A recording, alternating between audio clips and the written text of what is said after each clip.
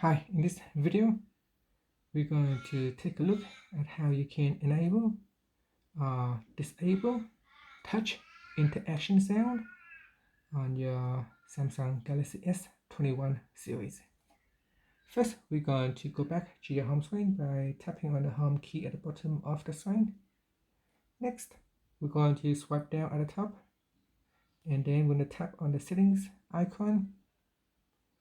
In here, you want to go down and tap on sounds and vibration.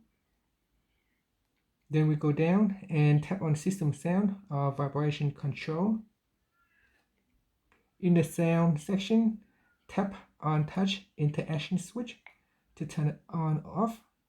If it is turned on, then whenever you are touching on certain controls on your device, it will give you a feedback sound. You can hear that. And if you turn it off, then it will not make any sound when you are touching with the switch or when you are doing certain things or tapping on the button on your screen. And that's it. So that's how you can turn on or turn off touch interaction sounds on your Galaxy S21 series.